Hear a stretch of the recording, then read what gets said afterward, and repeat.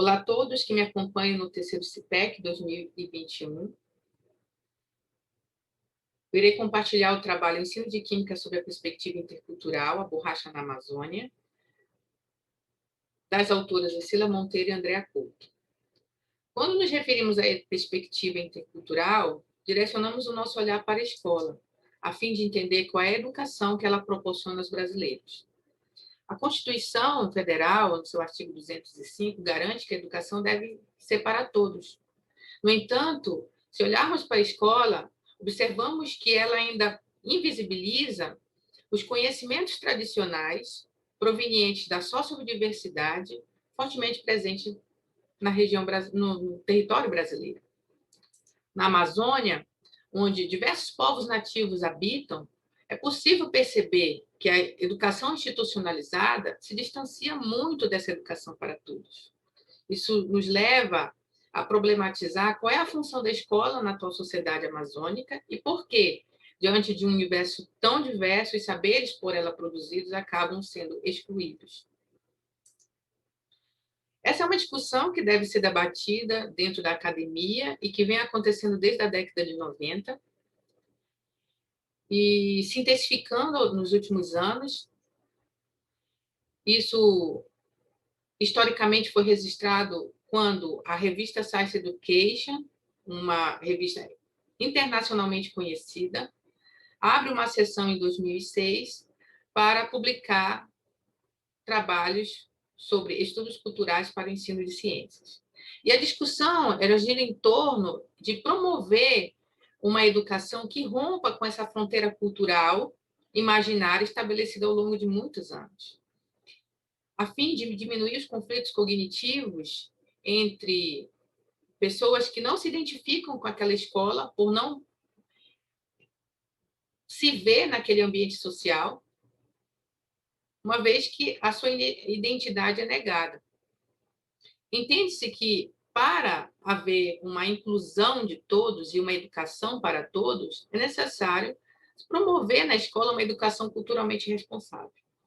Foi pensando nisso que esse trabalho foi desenvolvido, cujo objetivo foi construir uma proposta didática de ensino de química fundamentada em uma pedagogia culturalmente responsável a partir da temática borracha na Amazônia. Para isso, entende-se que era necessário fazer um estudo etnográfico de vivência de campo para entender como foi o ciclo da borracha, o primeiro e segundo ciclo da borracha na Amazônia. E, assim, direcionamos o nosso olhar para o Museu do Seringal, que fica em Manaus, Amazonas, por um período de 2 meses, a fim de entender como é que funcionava a exploração da borracha nesse estado, considerando que esse museu ele retrata historicamente como é que foi o sistema da borracha naquela época. Tivemos a oportunidade de entrevistar um ex-seringueiro para trazer relatos a respeito de como era aquela época, e para isso usamos instrumentos analíticos, como caderno de campo e gravador. A princípio, os resultados nos mostram que o sistema da borracha implementado, tanto no primeiro ciclo quanto no segundo, apresentava uma hierarquia social bem organizada, em que o seringueiro era o mais explorado, pois ele era responsável em extrair o látex, transformá-lo em borracha e sobreviver numa mata sem assistência médica e alimentação.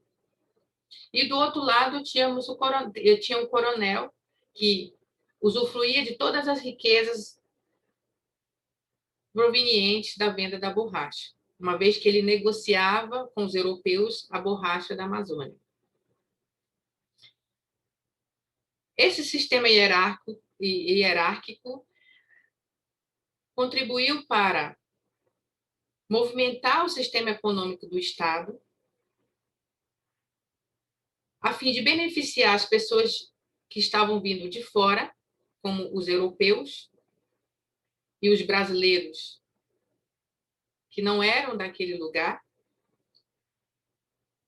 tendo como objetivo apenas de estar ali, mas não instituir vínculos naquele lugar, naquela cidade, enquanto que o povo nativo, ou aquele que veio do Nordeste para poder usufruir da riqueza proveniente da borracha, não conseguiram aí alavancar e obter riquezas porque não houve investimento naquele local.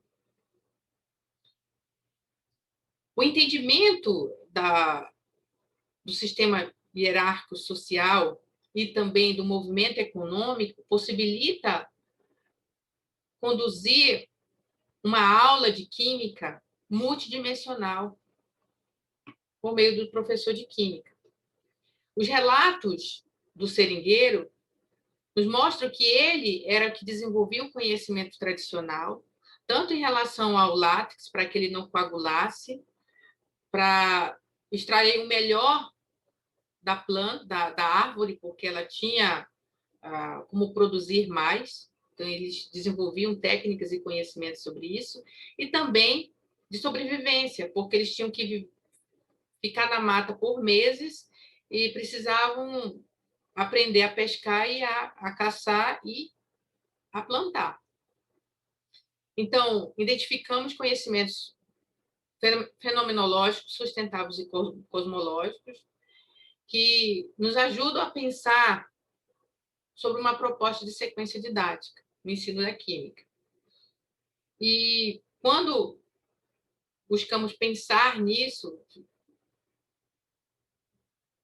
fizemos 4 questões. O que vai ser estudado, o que deve se aprender, o porquê fazê-lo, como fazê-lo. E aí, entendemos que, no processo de transformação do látex em toras de borracha, a defumação, uma técnica desenvolvida pelo seringueiro, que envolve polimerização, que seria um conceito a ser discutido em sala de aula, além da isomeria geométrica cis-trans, que seria um outro conceito possível. A partir dessas informações e a organização delas, criamos uma situação prática de aprendizagem baseada na pedagogia culturalmente responsável, considerando que essa sequência garante a aprendizagem tanto da química, quanto do conhecimento tradicional, quanto da história, da economia, do social. É uma sequência de 3 aulas, a qual apresenta sempre questão-problema para o aluno e uma atividade que envolve ou um recurso audiovisual ou uma experimentação. Essa é uma possibilidade que o professor pode fazer uso, mas com as informações coletadas ele pode buscar produzir outras sequências didáticas. Nas nossas considerações finais, entendemos que o ensino de química precisa ser mais intercultural e que isso se faz através da pesquisa, por meio de registro dos saberes locais, da compreensão desses saberes e da produção de propostas de sequências didáticas que possibilitem fazer com que o aluno se desenvolva de forma multidimensional. Aqui algumas referências bibliográficas. Se você tem alguma pergunta, faça. Aqui está meu e-mail. Obrigada a todos pela atenção.